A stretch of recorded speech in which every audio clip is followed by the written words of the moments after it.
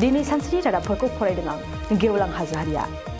डिमाकुसियाव गंनै गारिनि मोगा-मोगि सौग्रावनाय जाथायाव सानै सुबुङा जिउ खहा आरो सासेया गोब्राब जोखोम।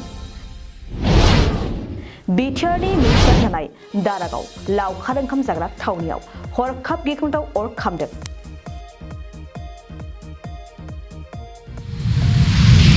इएम रन्जित बसुमतारिया मासबादनि हा गैजायै गोरिब नखरफोरनो PMAYG मावथांखिनि फोरमान बिलाइ रानदों। क'क्राझारनि देबोरगाव DCDC मावखुलियाव मावफुं सोद्रोमा राकेश ब्रह्मआ सुबुंफोरनो दाउ जोलै राननानै होदों।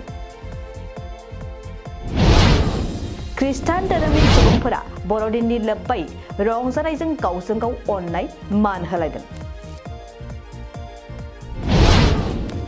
जनायनि 2 नं सिरामपुरिया गुदि फरायसालियाव साननैनि गाब गोनां हाबाफारिजों सनाथि मायथाइ फोरबो खुंफुंदों। बिजली दख'रा एबसुआ खुंगा 42थि थान्दै जख'न्थाइजों लोब्बा लाखिनानै गिबि खेब केरियार मेला खुंफुंदों। सनितपुर जिल्लायाव 3 साननि हाबाफारिजों खुंनाय मोसानाय आरो दामनाय देनायनि मावबादाया जोबलांबाय।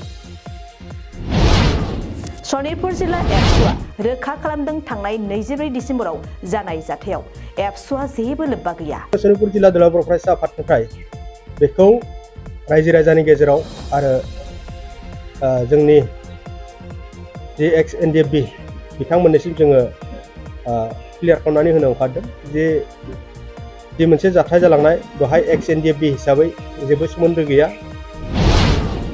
दिनै सानसेनि रादाबफोरा एसेनोसै। गोजोन्थों। नोंथाङा सानाय सुनाय बेरामनि जेंनायाव गोग्लैदों नामा? जुदि नोंथाङा सानाय सुनाय दंब्ला जिंगासिनांगौ गैया। चिरां जिल्लानि बेंटल गेट साफागुरियाव दायो SI निउर'थेरापि सेन्टार दंसै। बे थेरापि सेन्टाराव नोंथाङा गोरलैयैनो देहानि सानाय सुनायखौ फाहामथाय लानो हागोन। बे आथिं सानायानो जाग्रोदों, ओमफ्राय जानाया एसे सिगांनिफ्रायनो जाखादों, ओमफ्राय बिदिनो गुबुन गुबुन मुलि जाबाबायदों, ओमफ्राय हामाखै। दिनैनि ट्रिटमेन्टआ नङा, आङो एसे मोजां मोनसिनबाय। जेरै सिं सानाय, आफादावदै सानाय, मोदोम जरा सानाय, आइजोफोरनि जेंना, खर' सानाय बायदि बेरामखौ फाहामनाय जायो। लोगोसेयैनो बे सेन्टाराव थानानै फाहामथाय लानो हानायनिबो सुबिदा खालामदों।